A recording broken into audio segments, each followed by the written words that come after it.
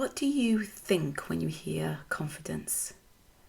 Society has got us thinking that in order for us to be confident, we have to act in a certain way. Perhaps we have to dress in a certain way, or maybe we have to speak in a certain way. Or maybe it's got you thinking that in order for you to be confident, you have to be financially successful. Luxury cars, houses, or maybe you think it's about not making mistakes. Assalamu alaikum, peace and blessings unto you all. Welcome back to my channel. My name is Wesson, and today we are talking all things confidence. What I'm about to share with you is all the advice that you will ever need in order to be confident. It's what helped me to go from socially anxious to socially confident. But be warned, it's extremely easy, so get ready. I want you to take a moment to think back to a time where you were really, really happy. A moment where maybe when you got a job, your dream job, or maybe when you got married, or maybe when you had your child, or perhaps when you passed an exam. I want you to go back to that moment and I want you to remember how it felt. I want you to take a moment to think what you were doing, who you were speaking to, and I guarantee that in that moment of joy, you were so elated that you didn't even care, or you didn't even know what was going on around you. You were just present in that moment. You didn't pay attention to what you were saying. Perhaps you didn't even realize what was happening. You were in your own little world that you didn't even realize what was happening around you. That is pure confidence. It's pure confidence because you were able to be you, to be your authentic self with no limitations. Confidence doesn't come from our outward achievements, but rather it comes from within. It's about trusting yourself, and it's about accepting yourself and being your authentic self.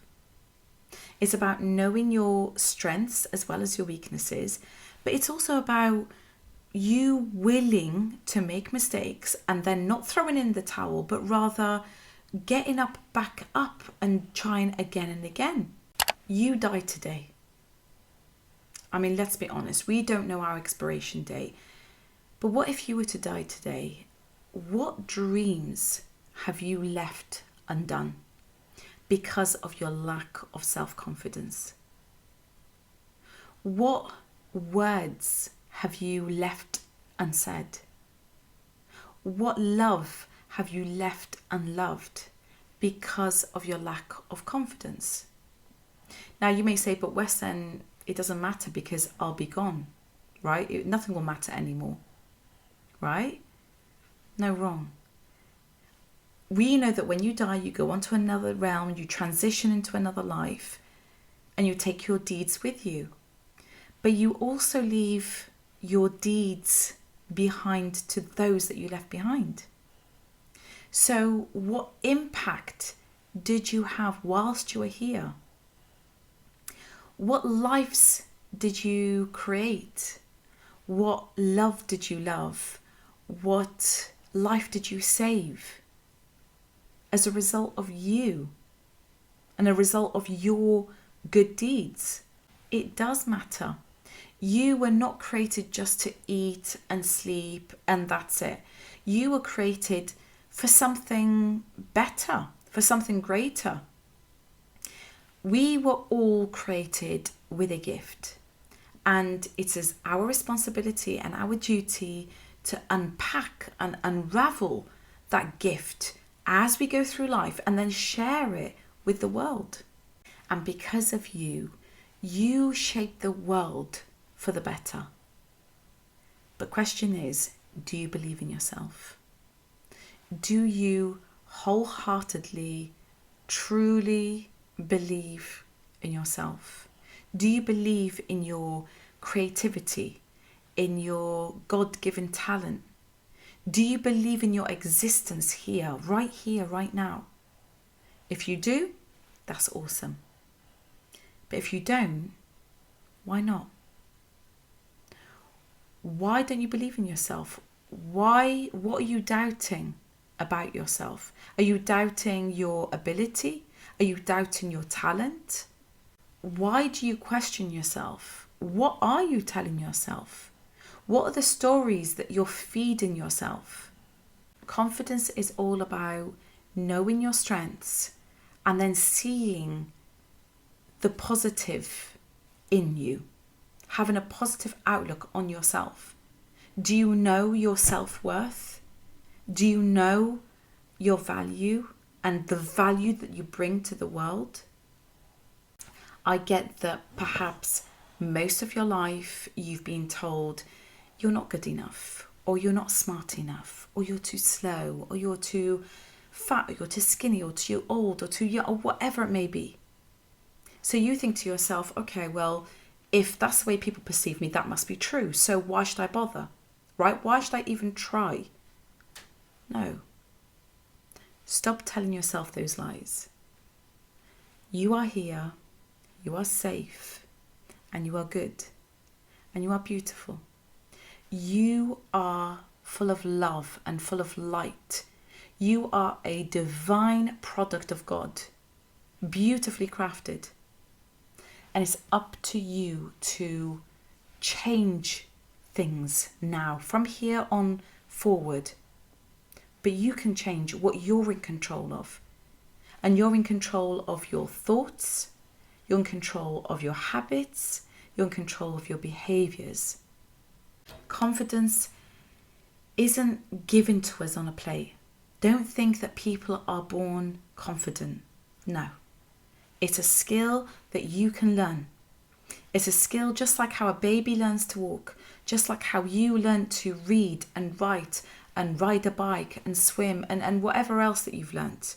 Confidence is a skill that you can learn. You do not need to prove to anyone that you're confident. Confidence is silent. You do not need to walk into a room and announce that you're there, or announce that, look at me, I'm awesome, I'm beautiful, I'm confident, or you need to have an opinion on something. You work on yourself and that confidence will naturally radiate. Because trust me when I say that energy doesn't lie. People will sense it from miles away. When you become the higher version of yourself, when you start working out, it will show.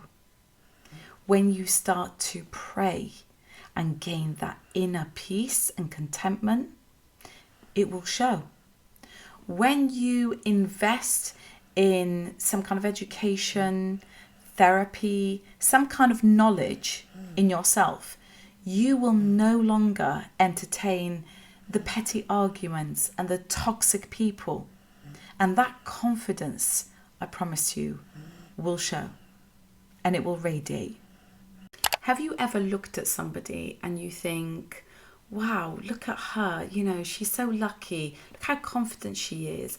Look how easy it comes to her. Look how she does it so effortlessly. It's not luck, Habibti. It's not luck. She is willing to make bold decisions because she knows that even if it's not the right decision, she will learn a lesson out of it. She's willing to make mistakes because she knows that that's part of the learning process and that's what will help her grow. She doesn't get herself involved in toxic people and toxic situations, and she deletes things that don't serve her well, that don't serve her goals and her dreams. It's not luck. I remember when I first started working out about 13, 14 years ago, and I still work out, and people still come up to me today and say, I can remember the mothers at the schools used to say to me, oh, look at you, you're so lucky because you're so strong. You know, it's genetic and you've got time, and, you know, and then they would complain to me. They would say, I don't have the time. I'm busy with the house and cooking and cleaning and my husband and the children. First of all, can I just say, I have my child here as well. No excuses. He won't sleep unless it was on my lap and I needed to record. So they used to complain to me about this, and I used to think, Habibti, this isn't luck. I used to have to wake up at 5 o'clock, and sometimes I still wake up early to fit in a workout. I used to have to face the cold and scrape the ice off my car to go to the gym. That's not luck. It's hard work. It's commitment. It's discipline. Initially, I used to think, oh my God, working out is such a chore.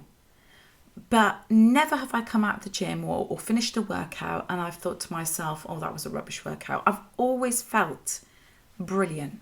I've always felt amazing. I've always felt like I could take on anything. And so it became a part of my daily routine, that I couldn't miss it. It was one of the top priorities, no matter what was going on. I loved doing it so much that people said that it became obsessive. Well, according to me, it wasn't. It was just discipline. It was just commitment because of the way it made me feel. Not only did it help me physically, but it helped with my mental well-being. And so it's not luck. And it's the same with when I do my speaking. People come up to me and they say, oh, but you do it so confidently and it's so easy for you to say and look how amazing you are. And it's like, no, this isn't luck. Do you know how much confidence I lacked years ago? I was painfully shy, believe it or not. This is years of practice. This is overcoming so much self-doubt. I couldn't even have a camera right here in front of me and record. It just felt really, really weird. This is years of practice, overcoming so much fear and insecurities and self-conscious. This isn't luck. This is me now mastering my craft. I've invested time and effort and money to get to where I am now. And the reason that I'm able to do this and speak, and the reason that I'm able, and I do go to the gym, and I'm physically strong, and I'm fit, and I'm healthy, is because I value myself. It's because I know my worth, and I love myself enough that I do it for my benefit. Because when I'm good, my children are good, my home is good, my parents are good, everything around me is good. I value myself enough to become the higher version, to become the better version of myself. You lack confidence not because you're incompetent of doing it, you're more than capable of achieving it, but it's because you don't value yourself enough. You look at your life and it's a mess. Are you praying? Do you value yourself enough to pray and to meditate? You want to lose weight, or you want to become healthier for medicinal reasons. Do you value yourself enough to feed yourself the right kind of foods, or are you just throwing in rubbish? So your lack of confidence is all to do because you don't value yourself enough. You're not keeping the promises that you made to yourself. Confidence comes from doing the things that you promised yourself that you would do consistently in order to become a higher version of yourself. So how, therefore, can you become more confident? First tip is to pretend. Literally. I'm sure you've heard of the saying, fake it till you make it. Hear me out. It's called visualizing. Just over 3 years ago, I read a book by Napoleon Hill called Think and Grow Rich. And in there he had a confidence formula. And it was more of a scripture, like a letter, a promise to yourself about how to be more confident. So I typed it out and I printed it and I stuck it on my wall. And it was over 2 pages. And at the bottom of the second page, I wrote, in my handwriting, Inshallah, I will speak. I didn't know the where or the how or the when. I just knew that I was going to speak. It's always been a dream of mine. So I would read this scripture, if you will, every day. When I'd first wake up, before I go to sleep, every time I'd come into my bedroom and I'd see it, I would read it. But not only would I read it, I would visualize myself. I would have this vision in my head of what it was like to speak. So I would visualize myself on a stage, speaking to an audience, and I would even feel how I would feel in that moment. Obviously, I'd be feeling really happy, really proud, really encouraging, empowering, and all that good stuff. But I would feel, and I would think about my audience. I would think about what am I wearing, what I'd be saying, to the extent that I wrote the title of my first speech. I wrote the title and I wrote the content. And I kid you not, I worked, yes. I prayed, yes. But the opportunity came to me. And just over a year later, literally 5 days before this one was born, I got to speak using that same title and that same content, the speech that I had written just over a year and a half earlier. It works. Visualize it. I want you to think about, for whatever reason that you want to become more confident, whether it's for work purposes, you want to give presentation at school, for social settings or gatherings, to network, for your business, whatever it may be. When you gain confidence, that self-confidence, it will radiate in all areas of your life. But I want you to think about a particular setting that you want to become more confident in. And I want you to really visualize like it's your reality now, like you're living it now. I want you to think about what you're wearing. I want you to think about what you're saying. I want you to think about what you're feeling. I want you to think about how you're interacting with people, what are people saying back to you. Really sense it like you're living through it. And I want you to visualize this every day. Every day. Now you may think, Weston, this is really silly. Trust me, it's not. It might feel silly initially, but over time you will start to believe that it is the reality. And then your brain will register that. You'll become like a magnet. And you will see the opportunities that come to you. You will see the people that come to you. But you need to visualize it every single day. But most important thing is that you need to feel it. And you need to see that confidence. What does it feel like to you? What does it smell like? What does it sound like? Tip number 2 is you need to do something crazy. You need to get yourself uncomfortable. You need to do something, and it can be absolutely anything. It could be a run. It could be going to the gym. It could be speaking out randomly in an event. Whatever it may be. Just don't hurt anybody. Do something that would make you... Have you ever noticed somebody really confident? You look at them and you think, wow, yeah, okay, they're really confident. Watch what they do. You're probably judging them thinking, God, they're doing the most craziest thing. I would never do that. But that's what confidence is. You need to do something that you might think initially is cringy.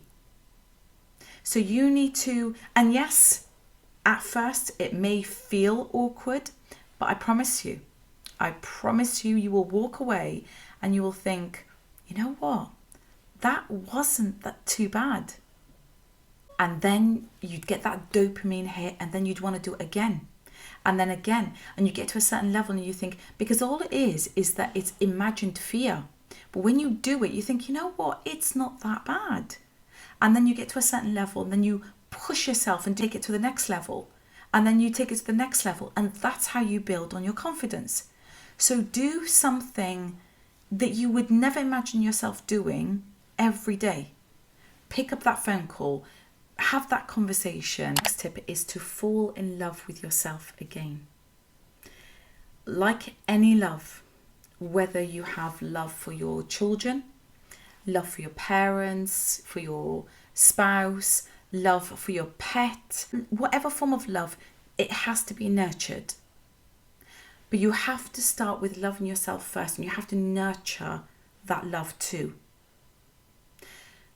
Reconnect with yourself. Realize what's your passion, what makes you come alive, and then learn to love yourself again. Because when you start loving yourself, you will see how naturally you will start to love everything and everyone around you. And you will attract more good as a result. You will attract people, and the right kind of people, like yourself, loving people. You will attract the right kind of opportunities, the right kind of potentials, jobs. Loving yourself lays the foundation to your relationships as well as to your general well-being. Loving yourself will also help you to make the right choices or decisions that will align with your goals and your values, because you will not tolerate anymore and you will delete the things that don't serve you well. Be kind to yourself.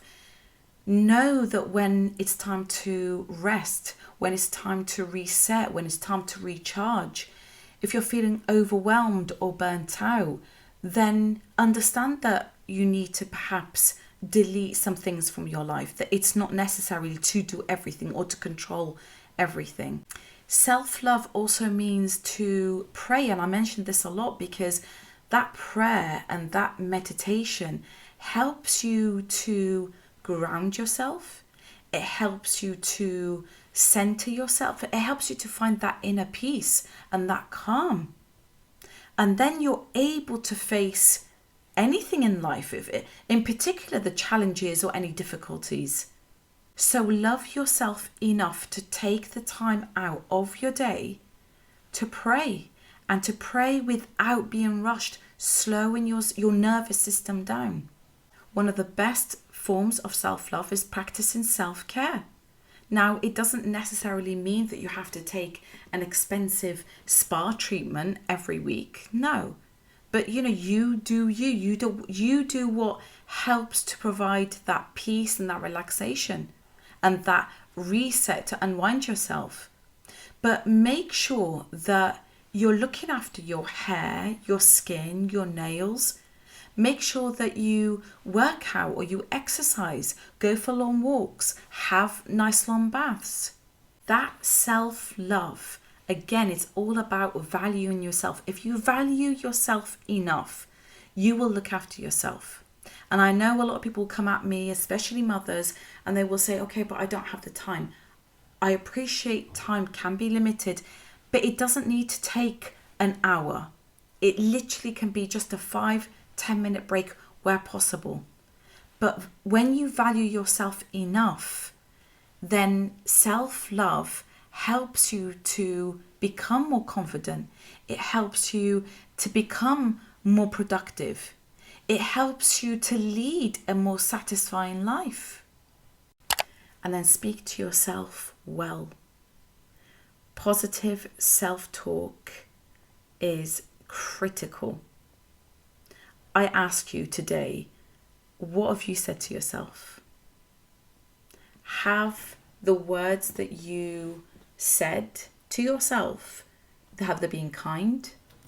Have they been helpful? Or have they been critical? These positive thoughts and that inner dialogue that you have with yourself, they can be beneficial or destructive. They can make or break your life, your happiness, your future. When you can master your thoughts, your positive thoughts, then you are winning at life. They will help you to become more confident.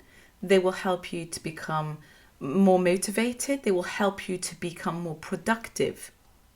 And if you're doubting yourself, I want you to come back to this video and I want you to remember this.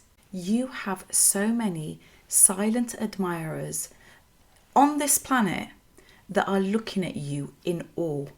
They wish they had your smile, your humour, your style, your intelligence, your energy. They're supporting you from a distance because they're too shy to say it.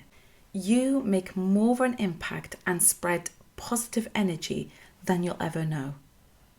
I guarantee the tips that I've shared with you today will make you more confident, they'll make you more powerful, they will make you a magnet, and you will become an abundant human being, and you see the blessings that will come your way, inshallah. I thank you for watching this video. Please do like and subscribe, and do share it with other people that you know will benefit from becoming more confident, because we all need a bit of confidence, don't we? Until next time, inshallah, peace and blessings.